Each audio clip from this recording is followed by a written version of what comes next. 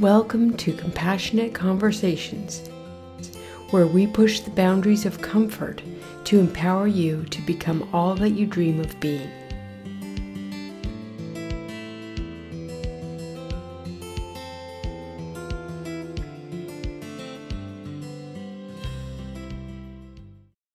Welcome to Compassionate Conversations.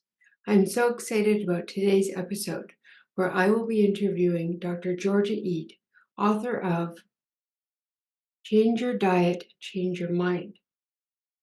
Dr. Ede is a Harvard-trained psychiatrist specializing in nutrition science and brain metabolism. She has 25 years of clinical experience offering nutrition-based approaches as an alternative to psychiatric medications. She speaks internationally about dietary approaches to psychiatric disorders. She co-authored the first inpatient study of the ketogenic diet for treatment-resistant mental illnesses and developed the first medically accredited course in ketogenic diets for mental health practitioners. I am so excited to be interviewing you today. This book is my Bible right now for my clients who struggle with mental health issues and food stuff. I mean, I work with both of those areas: food addiction, emotional eating, and highly sensitive people, anxiety, depression. This book I feel it's revolutionary. I have, for many years now, I've been keto for over a decade myself. But for many years, I felt like I didn't have anything to point people to in the literature. And now that this book has come out, I think you've covered the main areas that I feel are the most important areas when it comes to people who struggle with mental health issues and how they can fix things with diet. It's amazing. It is so not just kind of you to say, but it's really music to my ears to hear that you're finding it clinically useful. I mean, that Yes. is really the test of it to see, whether or not it's actually helpful to people. So thank you very much. I'm so glad to hear this. Yeah, no, it's amazing. And then I've gotten feedback from a lot of my clients, and it's a huge breakthrough for them. So I wanted to start with the question that I've been grappling with for years, and I know you have. Why are those of us in the mental health field not educated on the relationship between nutrition and mental illness? I wish I Mental could. health, sorry. I wish I had a good answer to that question. I Yeah, mean, it's pretty complicated. I mean, the history of psychiatry and psychotherapy and psychology, to all the mental health professions in general, we've been so separated from biology for so long. And yeah, I think I write about this a little bit in the book, trying to wrestle with how we got to this great divide between the mm, mind and the brain and the head and the body. And mm, I think one of the reasons why we've been so separated has been because of the nature of the brain itself being so difficult to study, right. because it's hidden inside a skull and Yes. no nerve endings, and you can't feel it working, you can't see it working, you can't touch it. If it's inflamed, it doesn't get red or swollen or sore. So we've been really separated, from the biology of the brain for a long, long time. So it is harder to study. So it makes sense on that level. But how did we become so separated from food? How did psychiatry as a profession and psychology and psychotherapy become so separated from general health, physical health, and nutrition? Because of course it makes sense that what we eat matters to the body. So why should the brain be any different? And I really I really struggle to understand that. I myself had it never crossed my mind that Mm, food could be important to the brain. yeah. It was 10 years into my practice, so 4 years of biology undergraduate college, 4 years of medical school, 4 years of psychiatry residency training, and then 10 years of clinical practice, and I never once thought about the relationship between food and the brain. I mean, really not once. And so I'm just as guilty as everybody else is of missing that connection. So, I think the time has come for us to really pull these connect these dots, and because food has a tremendous impact on mental health. Mhm, The mhm. whole reason I wrote the book was to help people understand what a powerful intervention dietary changes can be. Yeah, It's just that you have to know which changes are the right ones to make or the ones that are most worth trying, and they're right. not the ones we're used to hearing about. Yeah. Well, I'm so interested now in your personal story, and I know people watching or listening to this will be as well. What made you, 10 years in, get put these two together, food and mental health? Yeah, what happened? Well, I mean, I think like so many of my colleagues who study nutrition now, we came to it later in our careers. Most of us through our own selfish pursuits. I mean, I I've was called it, have you heard the term me search? no, I I just haven't. heard that I love recently. that. The most research, for mental health professionals starts as me search. Okay, that's I love that. I've got to write that down because that is exactly what happened for me. I was coming up against some health issues, some mysterious health issues that conventional medicine couldn't help me with. And so I was kind of left to my own devices to try to figure it out. And I mean, one of the things that I was struggling with in my early 40s, among the many other things that had cropped up for me, was IBS or irritable bowel syndrome or whatever you want to call it. A lot of digestive issues, including quite a bit of stomach pain, especially I would notice, shortly after eating. And it didn't seem to matter what time of day it was or what the meal was. It just seemed to be unhappy. So I thought, okay, all of these really talented and smart and compassionate Harvard specialists couldn't figure out what was wrong with me. Right, right. So everybody said everything's fine. Yeah. I just kind of instinctively started experimenting with my diet to think, well, maybe something I'm eating is bothering my stomach. At least Right. that. And I Yeah. think a lot of people would make that connection, okay, your stomach is hurting, maybe it's Yeah. something you ate, right? I would Yeah. never have made the connection, well, you're depressed or you're anxious or you can't pay Right. attention. Maybe Right. it's something you ate. That's a bit of a leap. So, I kept a food and symptom journal and started experimenting with my diet. Long story short, 6 months later, trial and error changes. Uh, Ended up with a diet that was almost completely upside down and backwards from what we're told is good for us. Yes. It was high in animal foods and high in fat and high in cholesterol and lower in plants and lower in fiber and didn't have any whole grains or dairy in it. And, so anyway, that was the diet that resolved all of these health issues I was dealing with. Yeah. And my mental health improved too. And I didn't even, I, I mean, I think like a lot of people, I had just come to, expect, you know, to be anxious sometimes, have trouble sleeping sometimes, have trouble concentrating, some run out of energy in the middle of the day. I just thought all that was normal. And it all We're also told too that when we're over 40, oh yeah, that's normal. That getting older, you have all these aches and pains and symptoms, and you just have to suck it up. right. That is what I was thinking. I was thinking, well, I'm in my 40s now and everything it's just all downhill from here. Goes downhill. Yeah. So, what can what can I expect? I didn't expect much. I thought, well, maybe I get my stomach to stop hurting. But I was genuinely shocked to experience this, and it was a long time ago now. So it's hard to even remember how bad I was feeling. But that got me thinking. Well, gee, this upside down way of eating seems to be good for the brain.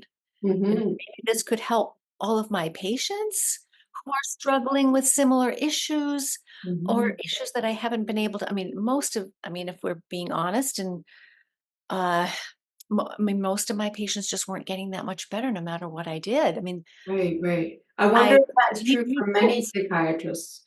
I think it must be because there seems to be not much psychiatrists can offer, unfortunately, besides medications, and those are hit and miss. I wonder if that, was similar to other people in your field. But you were I very open-minded about other options. Well, I'm certain it was true for others in my field because I saw it around me, not just my peers, those of us who didn't have that many years of experience, but my senior Really? people in the field, my colleagues who'd been in practice for 30, 40 years. Uh, we were just all of us, our practices were filling up with people who just weren't getting that much better, and we weren't taught to expect recovery. We weren't taught to Right, right. aim for remission. Yes, We were just taught to support people and do the best we could, and trial and error medications and supportive psychotherapy. And I mean, these things can all be useful, but they were, you know, honestly, they weren't helping most people enough. And so these the conventional approaches that we have available to us, they do fail most people. They don't bring enough relief to most people. And so of all the fields of medicine, I think the mental health field is in most desperate need of new approaches. So yeah, when I discovered the potential of dietary treatments to help people, it was really exciting because it was starting to feel really frustrating to yeah, work I can imagine. this way. And so, yeah, that's one of the many reasons I wrote the book was to bring other people the information if they weren't already aware of it. Well, I think just based on what I've been a therapist for 27 years now, and I've seen a lot of stuff happen in the psychotherapy field and in psychiatry. I believe that you're an outlier, Dr. Reed, that people like you are thinking outside the box.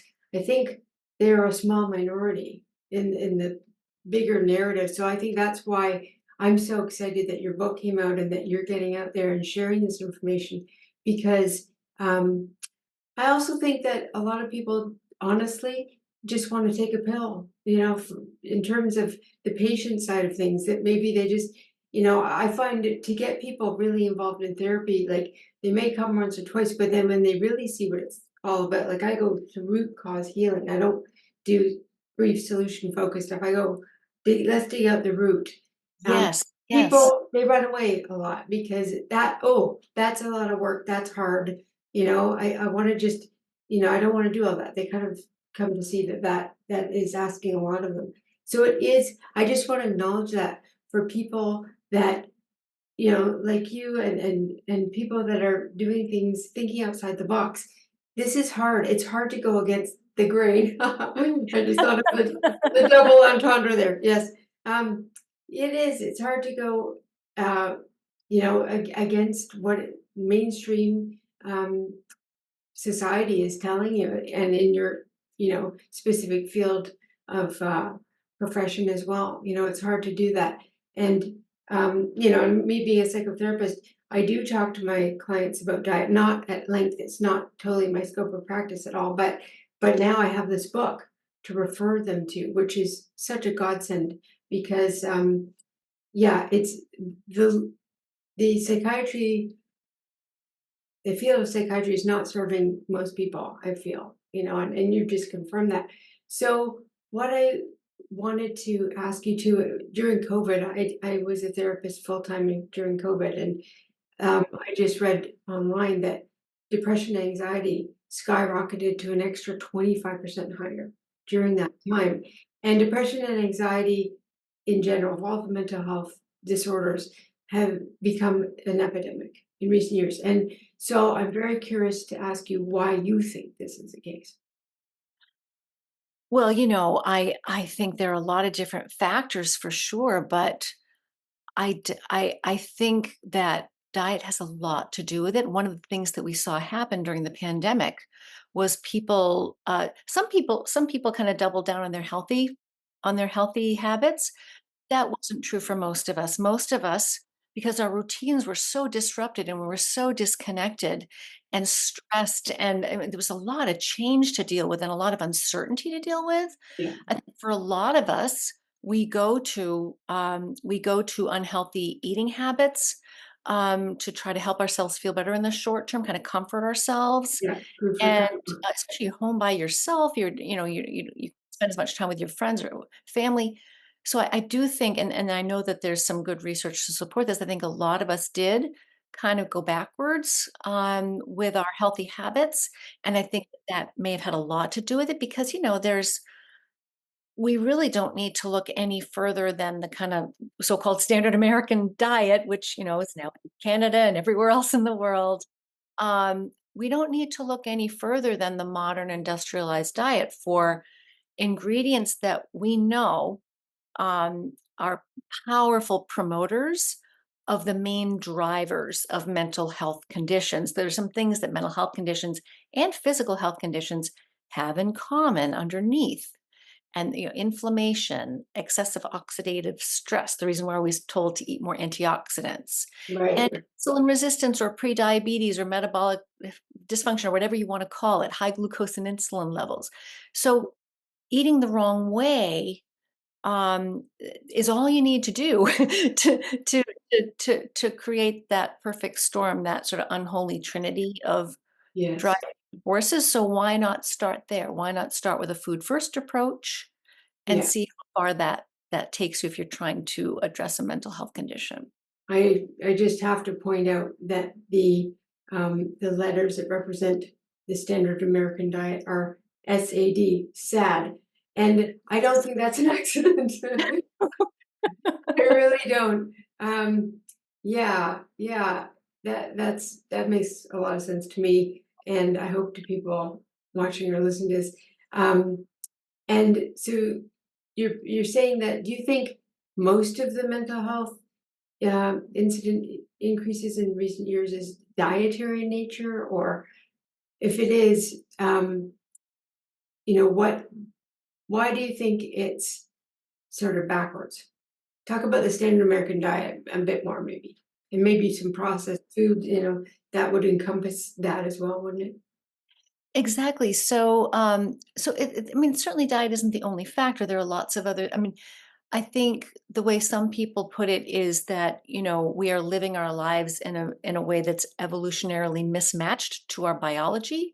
And so the further our diet gets away from the diet that we evolved to eat, the further our lifestyles get away from the lifestyle that we as creatures living on the planet evolved to need, sunlight, circadian rhythms, getting outside, exercise, not exposing ourselves to too many environmental toxins. There are lots more environmental toxins now in the earth, in the water, in the air, pollution, right? And so, and medications and antibiotics and all kinds of other products that we use. There are lots of ways in which we are not living a life that is matched correctly to what our cells evolved to expect. But I think, diet is, an exposure that's 3 to 6 times a day for a lot of us. What we're putting into our bodies, and that's I think that's the reason why I think of it as one of the most powerful pillars of better mental health is because it's such a big one. And, and the other reason I think that it plays a bigger role than a lot of other things can is because we have the wrong information about what a healthy diet is. So even people who are trying to be healthy, I mean, a lot of us know, oh, we should expose ourselves to less toxins. We should get outside more. We should exercise more. We shouldn't spend as much time in front of our screens. We should get good sleep. We know all those things. Yeah.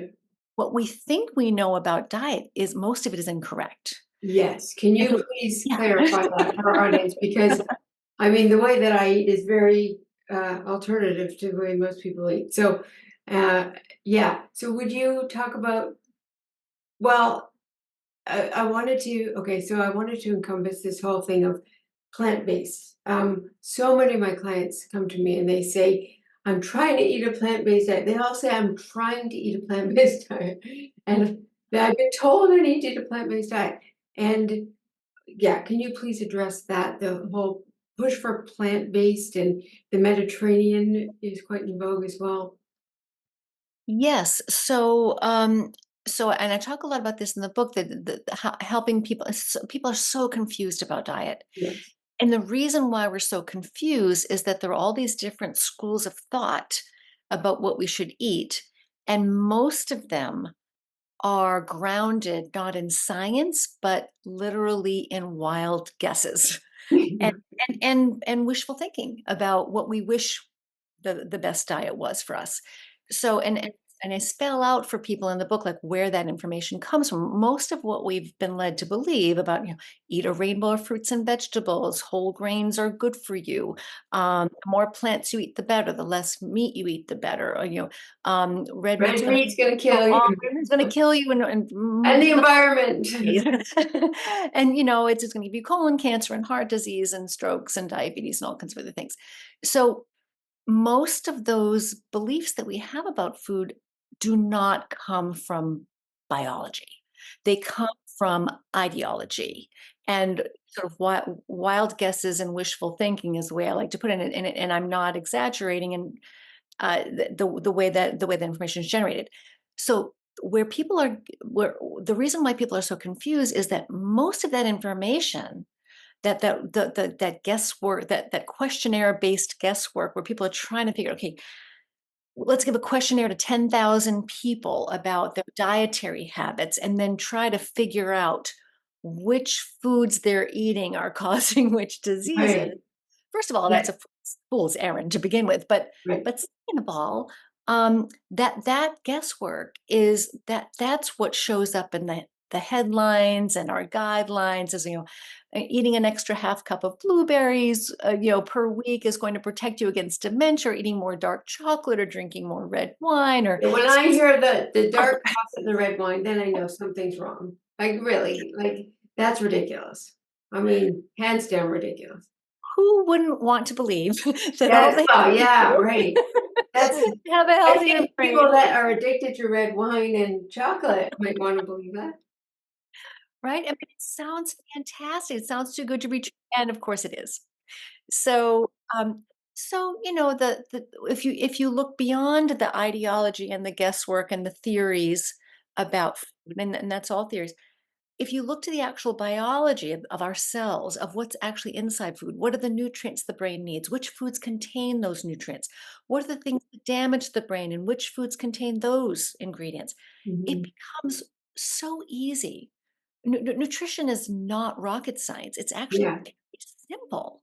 If yeah, you take away all of this guesswork based yeah, information, it yeah. becomes very obvious what we need to do. It should be to no surprise to anybody, a diet for most people, whole plant and animal foods, mixture of whole plant and is going to, basically what we evolved to eat, kind of a paleo style diet is going to be a great place for most people to start. Right, Um, right, right. and and I make that argument in the book. But the information that we have about plant-based diets and Mediterranean diets, I do need to ex- I do need to acknowledge that there have been a number of studies comparing a number of studies demonstrating that Mhm. so-called plant-based diets, vegetarian, vegan diets, and Mediterranean diets, that these have performed well in even some very high quality human clinical trials called randomized controlled trials, very, very rigorous studies. Study after study will show this is absolutely true that a Mediterranean diet, a vegetarian diet, vegan, a whole foods vegetarian diet, whole foods vegan diet, that these diets outperform the standard American diet time and time again for a variety Ew. of health conditions. I'm sorry, I just have to laugh a little bit. I think any diet could outperform the sad diet. I mean, that's not raising the bar too high, is it? Yeah. No, no, Th- I mean, Yes, yeah, exactly. This is, yeah. so it's Maybe kind of it's like by half the omission. story. Is What's it is it sort of by omission, like what people aren't eating if they go vegan or plant-based or vegetarian? Maybe it's like eliminating the highly processed foods, perhaps? I don't know. Yes, so we can only speculate because we don't we this these questions haven't been studied.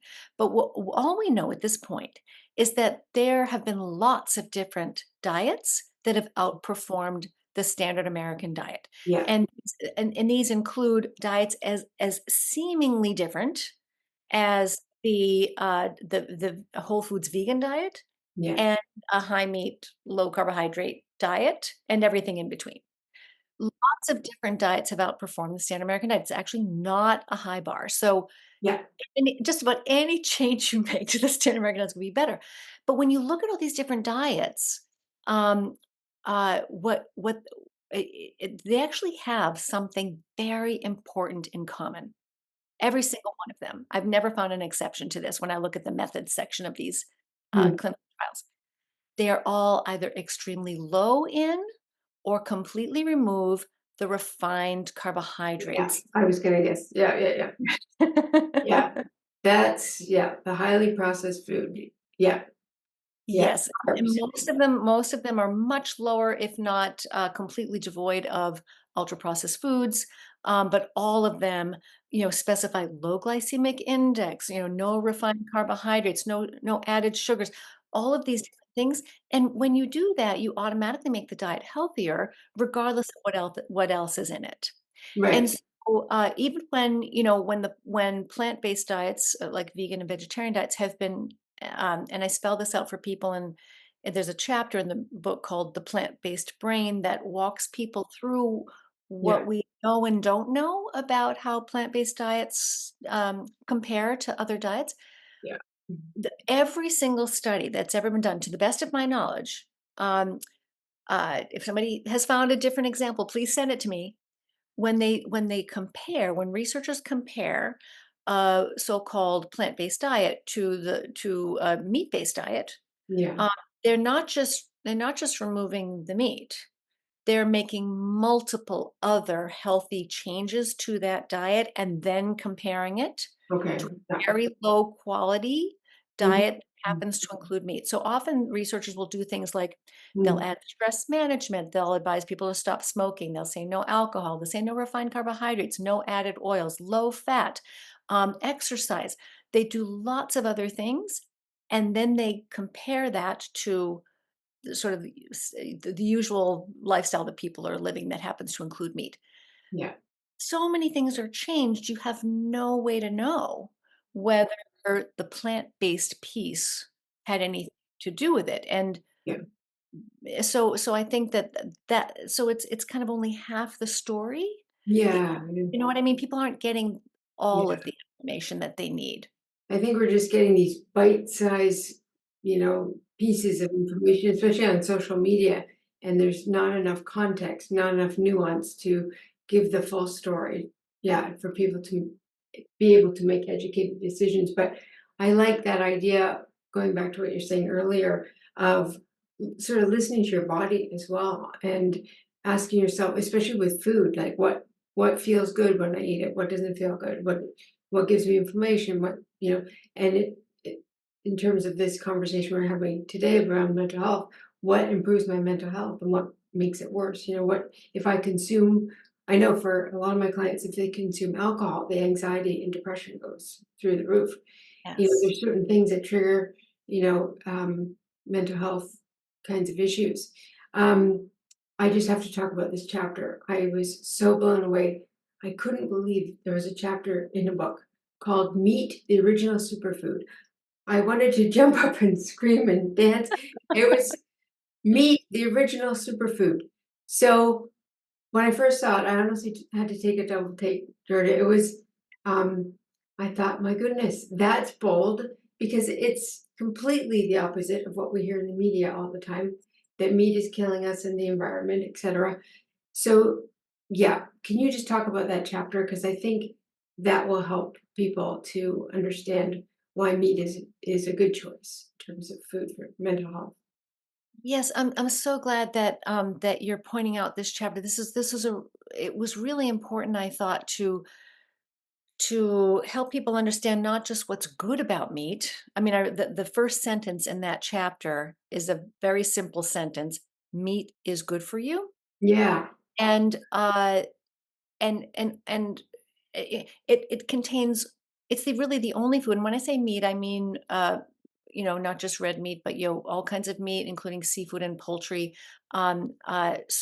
Really, any animal food. I'm thinking about the non-dairy animal foods. Essentially, dairy is more complicated, but in any case, looking at meat, seafood, poultry. The reason why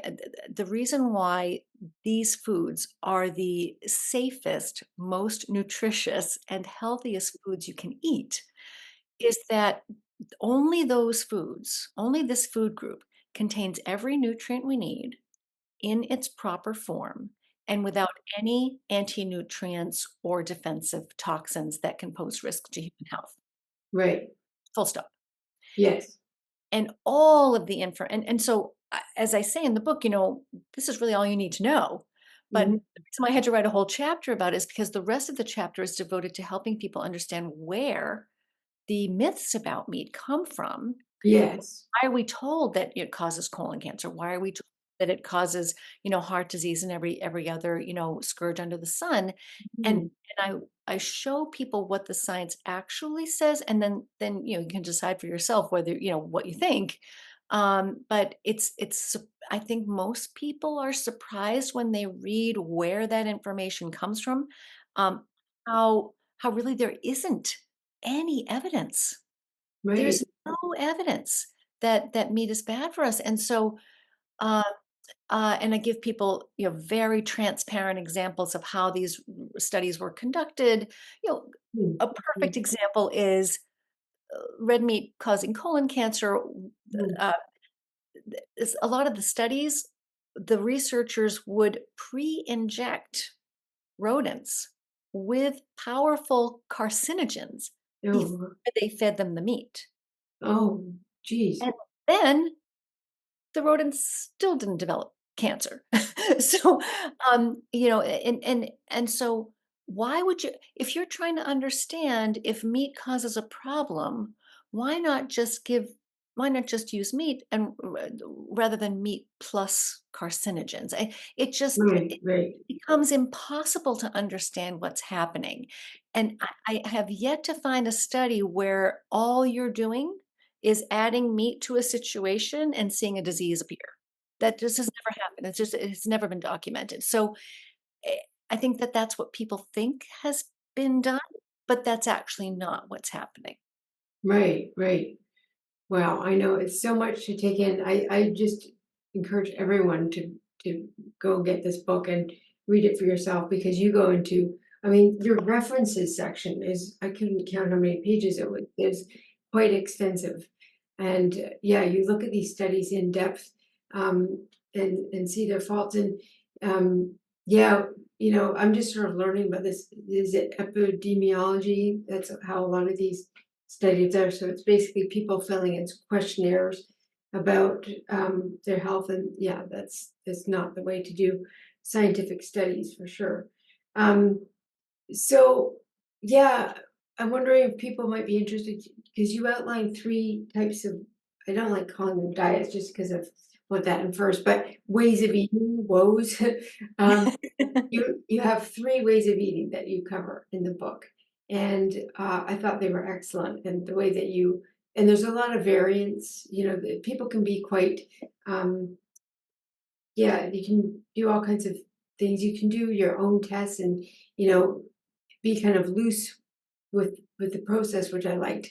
But can you talk about so you talked about one, you made reference to the Paleolithic diet, and then there's 2 others. So can you talk about them specifically in terms of mental health and curbing food addiction? Because that's what a lot of people I work with have.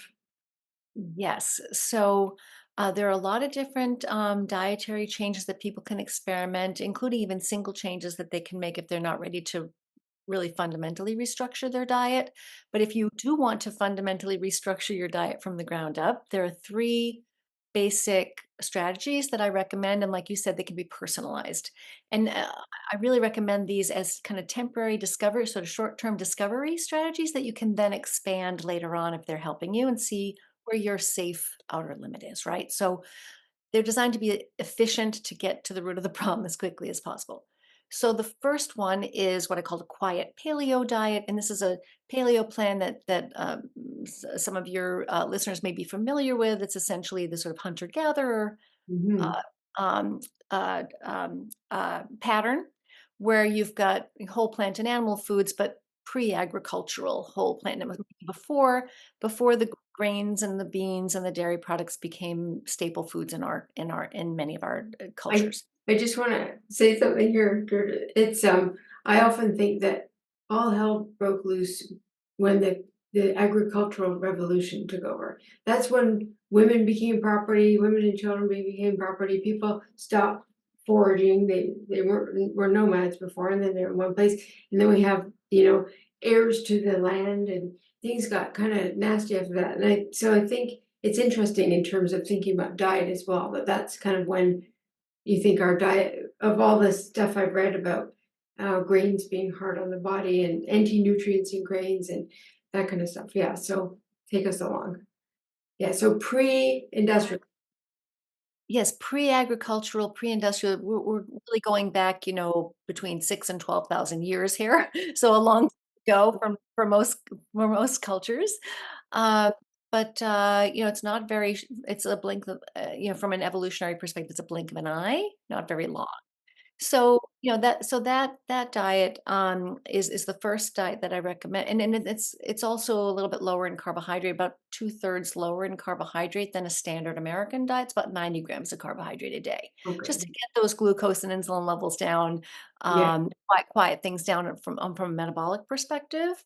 right. And second plan, so let's say that doesn't help you enough or you wanna go further, and especially if you get insulin resistance, which most of us now do, meaning high glucose and insulin levels, How then do Can you yeah, just explain how someone knows they have high insulin levels, high glucose? What are in terms of mental yes. health, in terms of how you feel in your body?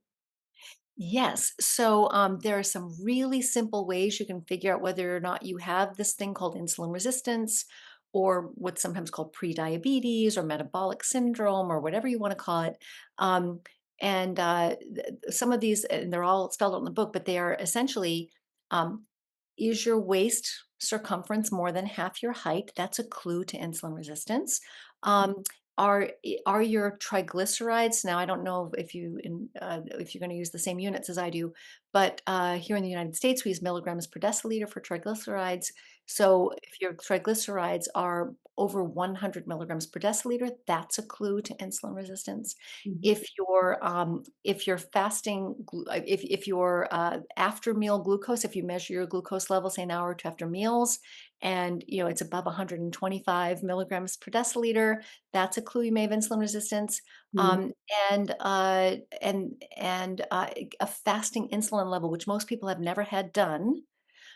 It's a very inexpensive test. If your doctor won't order it for you, you can order it for yourself. It doesn't cost much, 10 or $15, even without insurance.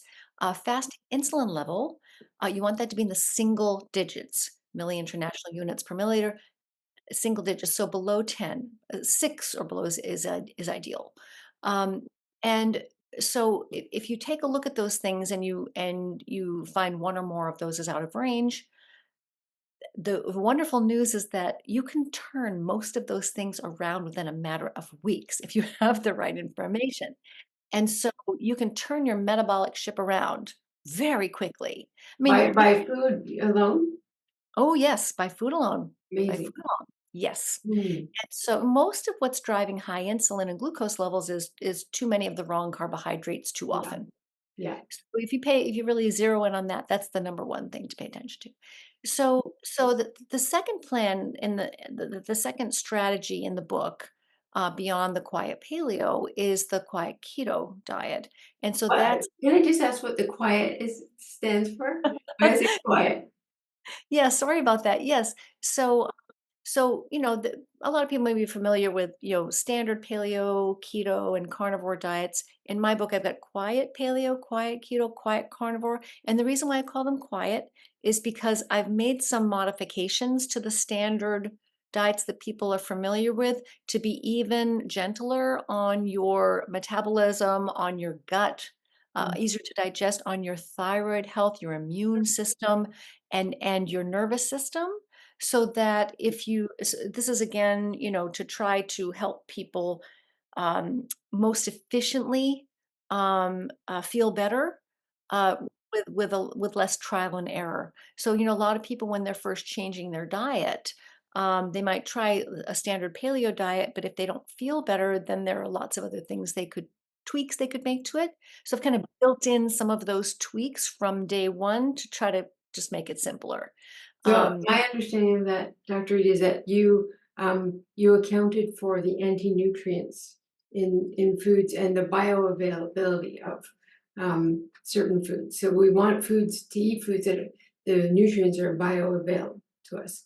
And then my yes. understanding too is that the anti-nutrients can really make the bioavailability of that food go down. So is that kind of what you were doing there, just trying to make it easier for people to not run into so many anti-nutrients?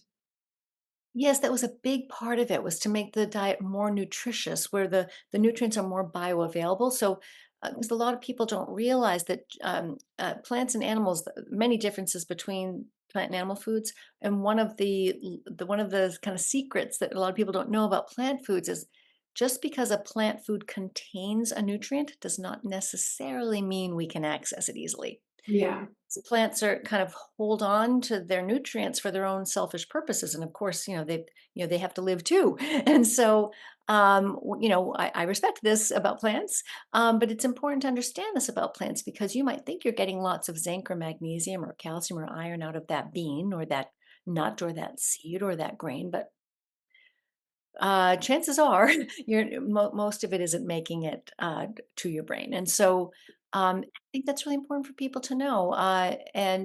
If you, there are kind of three principles in the book about how to construct a brain healthy diet. These kind of nourish, protect, energize. The first pillar is nourish, and which means you have to provide the brain with all essential nutrients, which means you have to which foods contain those nutrients and which foods are capable of delivering those nutrients to the right. brain.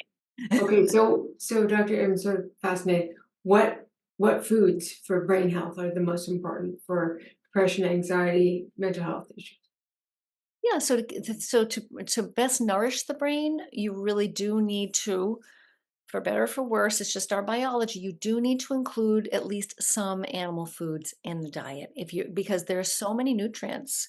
It's not just about B12. There are so many nutrients that are either much harder for us to find or access from plants Yeah, or are impossible for us to obtain from plants. And so, and you can try to supplement your way around it, but I can't imagine that that is going to be as good. I'm nutritionally pro-choice. I want people to feel yeah, comfortable, with their diet. I'll help you optimize whatever diet you're comfortable with, and I give some suggestions to people who prefer to eat vegan and vegetarian diets about how they can make those patterns brain healthier yeah, without adding meat. yeah, Because I know there's a lot of people who don't feel comfortable doing that. So there's yeah. lots of ideas in the book about how to. No, it's wonderful. It's very comprehensive and inclusive. Yeah, Yeah, no, and I want everybody to have a seat at the table, yeah, yeah, better brain health, right? So, yeah, it's important that we respect each other's choices. And I yeah. just want those choices to be based on the right information, and then you can decide for yourself what your priorities are. Yeah, no, that was excellent. Um, okay, so in terms of food addiction, um, yeah, can you speak to that from your experience, Dr. Reed? Really, because so many people come to me and they're just addicted to foods. And they're all, though, I've noticed over the years, looking at every food that people are addicted to. I mean, no one's addicted to carrots or bean sprouts. It's always, without exception, highly processed, sugary, um, seed oil based junk foods that they're addicted to. So, what is your take on food addiction? I mean, do you think that people just need to quit those foods altogether? Well, I do think that abstinence is the best policy, but it may not be an achievable strategy for everybody. But I do think that ideally, removing all the ultra processed foods would be, of course, if it's optimal brain health and physical health that you're seeking, that is my recommendation: is to eat whole plant and animal foods and minimally processed, Yes, you can cook them or chop them, you can do you can use traditional processing methods, but none of the modern industrial industrial processing methods, right? And so, um, the ultra processed foods, the factory foods, these are the ones they're intentionally engineered quite cleverly to be Mhm. Food virtually scientists. irresistible, right? They're they're called hyperpalatable. This combination of intense flavors and textures, and the way that they instantly are absorbed into your bloodstream. None of those things are normal, Mhm. and so you can't achieve that feeling with a whole food. There's no food on the planet that's going to give you that rush. Yeah, Uh, yeah. from Ru the rush raw is key. right? The word rush signals that, yeah, it's addictive, and that your adrenaline gets going and, yeah, dopamine hits, all that kind of stuff. Yeah. Yes. These foods are designed to blow past your stop signs, blow past Yeah, like satiety signals and say, yes, "Keep going, yes, more." And yeah. so many people I work I mean, this is really the number one obstacle that I face in my work as a nutritional and metabolic psychiatrist is, I mean, the information is one thing. I mean, I could explain to people in an hour what they need to do. Yeah, Well, if that's all I needed to do, yeah. I wouldn't practice. You Right, know, right, right. it's really helping people overcome, kind of identify, acknowledge, wrestle with, and overcome, Mhm. and find strategies to cope with the addictiveness of these foods that most of us have been eating our Yeah, entire I life. know, I know. Yeah, drinking out of bottles even. Yeah, when they're little, I've heard stories of people, putting Coke in a baby's bottle. Yeah, and the place I always start with is telling people it's not your fault. It's a Yes, physiological addiction that these companies hire food scientists who get paid very well to come up with the most addictive combinations possible. And there's lots of books written about that. The Dorito effect is one. Yeah, yes. I've interviewed a couple of people about these highly processed foods. And so just to say to someone, it's not your fault, like they're trying to make you into an addict, and one bite is all it takes. So the other thing that I also tell people is that, within, I don't know, 24 to 48 hours, if you just stop those foods cold turkey, you will lose the taste for them. It takes a little while, but when you're replacing it with the whole foods, whole animal and plant foods like you were talking about, and getting good fat and all of that, it really does go away. Like I haven't eaten that stuff in over a decade and I don't ever crave it. And so, and I know many people who've kicked that. Um, Sugar is the hardest one though. Sugar, I was told by a nurse once takes one whole week to, there's the withdrawal for a whole week to get it out of your system. So alcohol is 48 hours, I believe. So quite a difference. But yeah, that stuff is, and you can't have it in your home. That's the other thing I tell people is just you got to get rid of it. Yeah, get rid of very hard if you have other people, family members who eat that stuff and you have to negotiate. I see that a lot. But yeah, I think it has to be, there's abstainers versus moderators, right? I think when it comes to those foods, we all have to be abstainers. I mean, I don't know of anyone who can just have a few Doritos or Oreo cookies. Maybe they exist out there, but I think they would be a minority for sure. I know, Uh, and those products aren't good for any of us, right? So none of us should be eating yes, those things. yes, yeah, But of course, this is I don't know what the figure is in Canada, but in the United States, more than 60% of what we eat now is not food anymore. my It's goodness. processed, engineered factory foods. It doesn't come from fields or farms or fisheries. It comes from Yeah, factories. It's not. yeah. Yeah, so they say, your typical grocery store, you should shop just around the edges because that's where all the whole foods are. But so many of those aisles, it means statistically, doesn't that show you that's at least 60% in the supermarket of the food in these aisles is all highly processed. Yeah, and You know, shelf I like to stable. say that, that good food goes bad, right? So good food Yes, that's good. it's perishable, right? So it needs to be refrigerated or kept cool in special areas. It can't just be stuck in an aisle somewhere. Yeah, A few exceptions to that, like the frozen vegetables and certain canned right. things. Most of what's in those aisles is really dangerous for people. And what I like to say is, if it has an ingredient label, don't eat it. Right, right. Yeah. Ingredient label, especially things you can't pronounce. Oh my goodness. Yeah. And I also talk to people about thinking what their grandparents ate or their great grandparents. That's probably, a good guide to better choices in general. And another thing I just wanted to get the last thing I wanted to cover is so many of my clients and people that contact me, are on all these mental health drugs, psychiatric drugs, and I just think that there's so many new diagnoses. Like it seems like out of every client, if I work with a mother, I swear to God, lately it's almost every single mother with a child under 10. If she has two or more children, at least one of them is labeled autistic, one of them is ADHD, this oppositional defiant. They come up with all these disorders that children have, and they're putting them on drugs. I mean, these are 5-year-old children. I just is it just me or has the world gone mad with psychiatric drugs? I mean, it seems to be epidemic. It really is, and it's really heartbreaking for me. You're absolutely right. I mean, this is, and I think it's partly because we don't we haven't been taught any other way. Like we don't know what else to do, right? Yeah. So people have been trained in conventional psychiatric care. So my friends, my colleagues, my mentors, we were all trained. It wasn't our fault.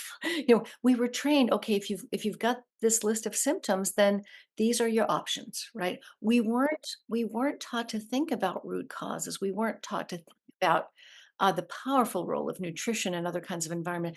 There's a wonderful, field of functional medicine, psychiatry, nutritional psychiatry, metabolic psychiatry.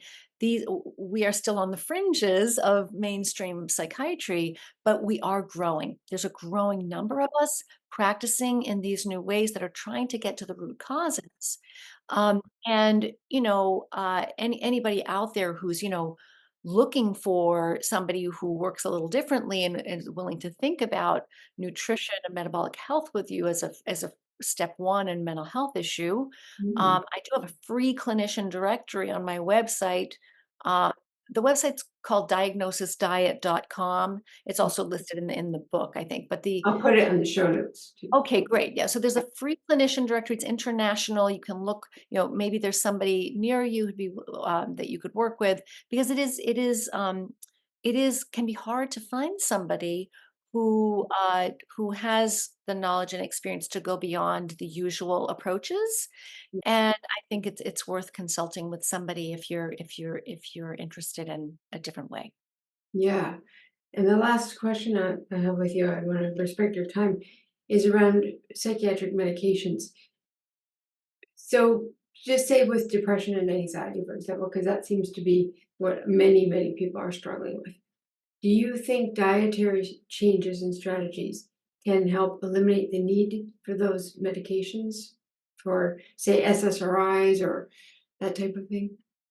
Well, I know not only from my own clinical work, but the clinical work of my colleagues and also clinical research that I and others have published that yes, that dietary strategies can help people reduce and or eliminate the need for psychiatric medication. I could say. The research in this area is exploding. There are clinical trials going on all around the world, but what we already have published is really encouraging and Mhm. very, very hopeful because Mm, we have seen in clinical studies so far people who have been ill for decades, mm, who have tried multiple medications, who have been in and out of the hospital multiple times, improving substantially mhm. in response to dietary interventions, and in some cases, quite a few cases actually, achieving complete remission from their psychiatric Yay! diagnosis. And so this is absolutely a possibility. And I think Yeah. people need to know Mhm. that recovery is possible. I'm not guaranteeing everybody out there complete recovery, No. and not saying that everyone is going to respond to dietary interventions, but what I can say is that in my practice working with hundreds of people over the past, I don't know, 10, 12 years, whatever it's been, is that most people improve to a meaningful and noticeable degree when they make the dietary changes that are grounded in biology Well, rather than ideology. When you yeah, know what changes are most worth making and why, those are going to be worth your time and energy.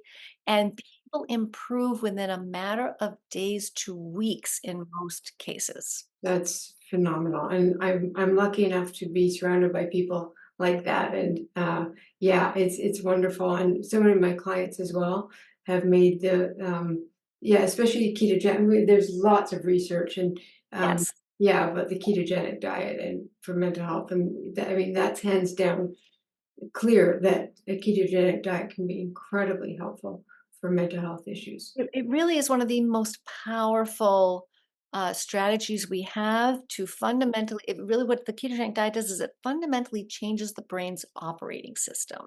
So it Mhm. doesn't just kind of ketogenic diet doesn't just kind of nibble around the edges of the standard American diet. Or kind of, it doesn't just sprinkle some superfoods on top, right? Right. So it fundamentally restructures your diet from the ground up in this way that changes the way cells operate, the way their energy source, the way that they do business.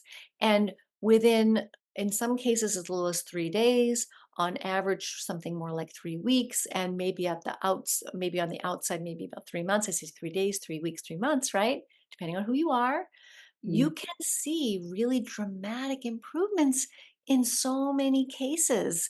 And I've included a lot of stories in the book of different types of diagnoses. It almost doesn't matter what the diagnosis Yeah, is, that's and exciting. I mean it's so exciting, right? And one thing I want to come back to, Esther, because you said early on about you've been a therapist now for 27 years, Mhm. the kinds of people that you work with and help. I want to make it clear because sometimes it doesn't come across this way, and I really want to emphasize this. I'm also not saying that it's diet instead of. It's really Yeah, yeah, instead of good psychotherapy, diet right. instead of Yeah, the judicious use of certain medications under certain circumstances, right? Or diet instead of other lifestyle changes, or improving the quality of your relationships, exercise, all kinds of other things. yeah. But what I see in my patients is that when they feel more stable from within, they Mhm. can make much better use of Yes, of all of those. psychotherapy and Yes, all yes. of these other tools. They make much faster progress in therapy. Um, I'm not saying that diet erases trauma. Of course it doesn't. No, no, no. You Trauma can't is erase very the important to address. past, Yeah, right? yeah. I've heard time and time again from people who have had horrific histories. Well, of course it hasn't changed. Eating this way hasn't changed my history, but I'm Mhm. able now, To instead of work it on it. here all the time, it's over here, Yeah, yeah. and I can kind of Yes. let's see other options. I can I'm making progress in therapy. One patient that I've been working with for a very long time, when he changed his diet in this particular way, suddenly our conversations were just so much richer, and they were actually moving forward. We weren't getting stuck in these loops. Yes, yes. We were Well, his having brain was working better. yes, yeah. So there's just and a lot of people describe, when they're eating in a healthier way, they feel like they've got more of a buffer Mhm. around them between themselves and Yeah, all of the stress in their own past and in their daily lives, which yeah, is just more resilient and stronger and put things in perspective a little better. So yeah, not a magical cure all, but yeah. really helpful. Yeah. Well, years ago, I wrote a book called "It's Not About the Food," and Yes. because basically, yeah, the idea being that we use food to meet emotional needs instead of using it as fuel. But now the more I get into this kind of stuff, that your area of expertise, I'm thinking it really is about the food as well. Yeah, Both, right? I think, marrying all of the wisdom, and skill and experience that we have, in the fields of psychotherapy. I mean, I was trained in psychotherapy in my residency program, which valued psychotherapy more than a lot of other residency training programs, just so I got mm, more training in psychotherapy than a lot of psychiatrists do, and I still use psychotherapy in my work every day. yeah, yeah, So it's a very valuable, tool, but, like I said, it doesn't have to be either or, it can be yeah. Yes, yes. and it can be a really powerful combination. Yes, yeah. I think it's a beautiful note to end on. I agree so much with you, Dr. Ida, that we have all of these incredible resources that we can use, or levers, people call them, that we can pull. Um, Yeah, but I do find a lot of people will say, "Well, I changed my diet, but I'm still, waking up with panic attacks," and then we find, there's some trauma, there's some PTSD, there's right. something, yeah, and you need psychotherapy, and you need this, and you need regular exercise and sunshine and food. I mean, it's I use a very holistic lens in my work and work with all of those areas. And not that, but I'll send people out to people who, that's their area of expertise. But I think there's so much available. I think one of the gifts of this age right now with social media, and there's a lot of negatives, but some of the positives are that we can get access to the new information like this Yes. with a click. It's so easy to access, and we can find the resources for free most times, or we just buy a book and that's not that expensive, and we are blown away by this. And we learn all these things and we adapt them into our own life, and we learn to eat the best way we can that serves the brain, and we feel better. I mean, it's so exciting. It's just Isn't it? yeah. I agree with you that, just any new technology is a blessing and a curse, right? It depends on how you use it. And one of the wonderful things about, social media, and our high information age is that it's you can educate yourself and empower yourself and inspire yourself from the comfort of your very own home, even if you don't have a lot of resources around you in your community. And one resource it gives me a great opportunity to mention is the Metabolic Mind website. Hmm. Metabolic Mind website was established by the Bazooki Brain Research Fund. It's a nonprofit organization, set up by Jan Ellison Bazooki and her husband David Bazooki. Their son Matt, inspired by their son Matt Bazooki's recovery story, recovering a full remission from serious bipolar disorder with psychotic features, on the brink of homelessness. And this is a story that could have been very tragically, had the family not accidentally stumbled into ketogenic diet. And rather than just kind of rest on their laurels after he got better, this family decided to set up, this foundation where they're now supporting research around the world. And there's the website is wonderful. It's got stories of, real sort of, lived experience stories, videos of people who have recovered, families, Hmm. researchers, clinicians, scientists, experts, and it's all free. What So are they called again? I'll put it in the show notes too. please, yes, it's called the Metabolic Mind website, Metabolic Mind. And, just a fantastic, just a wealth of information and inspiration for people, That's and, amazing. you can trust the information on that site. It's vetted, it's carefully curated, it's just I think that anybody out there who's skeptical about, "Well, I don't know about this. Really, can these interventions be this powerful?" Yes, they really Yeah. can. So Oh, that's exciting. Yay! So yeah, and I just want to thank you for your time and your wonderful insights and this book, which is such a resource. Um, yeah, I just want to ask where I'll have all your information in the show notes. But what's next for you, Dr. Eid? What have you been up to lately? What do you want to do? Well, what I've been up to lately, I've been doing a lot of traveling and conferences and book-related events, both in the United States and in Europe. Most recently, I was there for 4.5 weeks in Wow, the UK, and then the Netherlands just published a Dutch translation of the book. We're getting translation contracts in Spanish, Japanese, Polish, fantastic. and Korean, and more contracts coming all the time, which I'm really excited about. And I'm getting involved in some research projects in the coming year, ketogenic diets for different types of conditions, including potentially in children, like how eating health be helpful to children. These are not quite set in stone yet, but we are optimistic that they'll all be approved. These research protocols, and I'm really turning my attention more and more to, for better or for worse, social media, because there's a lot of information in the book that I want to make sure people hear about, um, to kind of spread the word about these hopeful interventions. Whether people read the book or not, I want to make sure that people know that they have options, Yeah, because yeah. most people who think they've tried everything. And I Mhm, want them to know that no matter how long you've been ill, no matter how many medications you've tried, no matter how many times you've been in the hospital, no matter what your diagnosis is, that if you haven't tried, maybe my guess is that you haven't tried mm. one of these strategies. And if you, I want people to know, I know this sounds corny, but I like to say, hope is on the menu. Oh, I love that. you Hope know, is on the menu. You should make little, cooking aprons. Hope is on the menu. That's a great idea. That's lovely.